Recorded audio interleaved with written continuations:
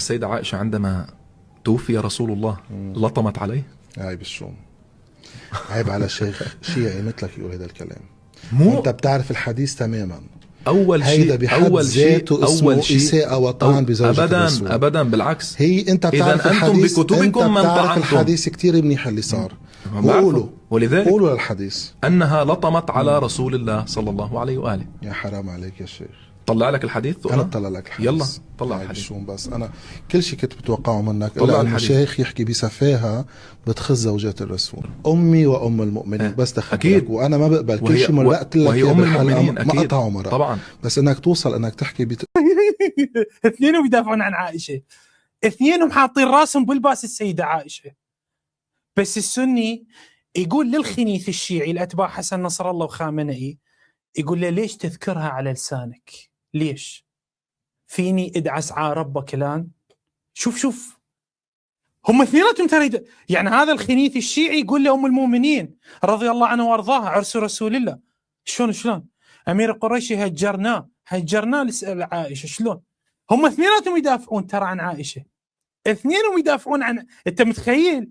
بس يتعاركون منو يدافع اكثر، يعني منو يدافع اكثر. اسمع بسفاهه عن زوجة الرسول حرام. قالت ستنا عائشه: مات رسول الله صلى الله عليه وسلم بين سحري ونحري. تابعت الحديث: فمن سفهي وحداثة سني أن رسول الله صلى الله عليه وسلم قبض وهو في حجري. ثم وضعت رأسه على وسادة وضعت رأسه على وسادة وقمت ألتدم مع النساء وأضرب وجهي. تابع الحديث للآخر. تبين فيما بعد توبة ستنا عائشة واستغفارها عن هذا الفعل باعتراف أم عائشة رضي الله عنها. أنت يا شيخ استدليت بهذا الحديث، أنت أثبتت لنفسك السفاهة. هي تابت واستغفرت الله، بس أنتوا شيوخ الشيعة ضليتوا بهذه السفاهة.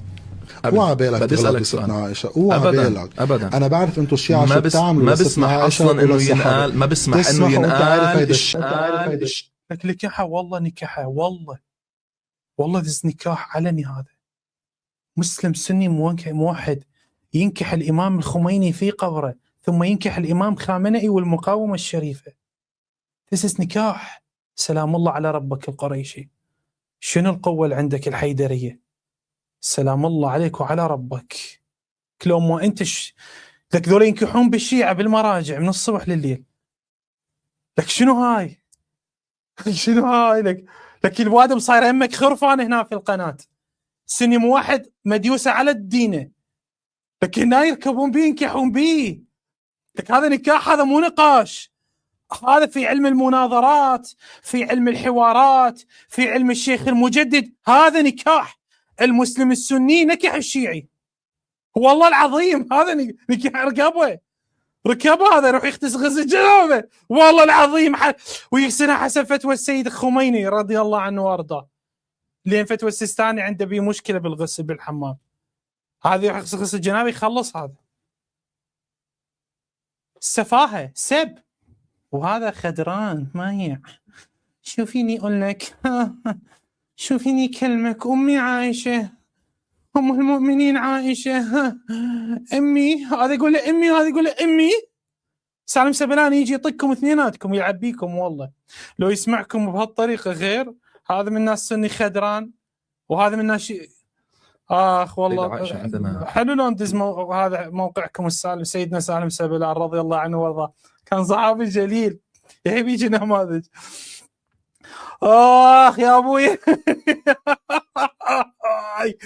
يا ابوي شراري والله تطلع من عيوني شرار. خاف احرق الاستديو والله العظيم. هذه تربية مراجع الشيعة، هذه تربية خميني وخامنئي، هذه تربية السيستاني والشيرازي، هذه تربية الصدر والحكيم، هذه تربية الخوئي، وهذه تربية أهل البيت القريشي. هذا الزلمة الفحل واحدة يطق بالميدان. وهاي تربية المراجع، هاي تربية مرجع الشيعي يريد كاح بالضبط. هاي هاي خميني، خامنئي، مراجعك، هاي علمائك يردوك هيك بهالطريقة.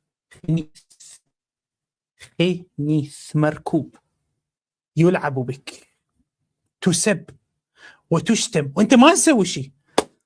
هذا لو قايل لأن رجل نزل بعائشة شنو هذا شيء يصير، هذا ايش يسوي، هذا ينزع السني بالبث المباشر. اي والله العظيم. هذا لو يقول لأن رجل نزل بعائشة، هذا هو ما قال شيء المعمم بس قال عائشة بكت على الرسول، بس قال هاي الكلمة بكت على لو كان عندي عائشة هنا تنزل مني للرجال، تشتم المني وتلعب بيه هنا عندنا احنا بالبث المباشر، والسني هو يتصل يقول أمي عائشة الشمة، واحد يقول لي أم عائشة الشوفة، واحد يقول لي أم عائشة شافته وهو ينزل مني، والوضع عادي عند الفحل القريشي. شو أنت تقول عائشة بكت على الرسول نكحوك؟ لك كارثة هاي. والله العظيم. انتم وياي انتم.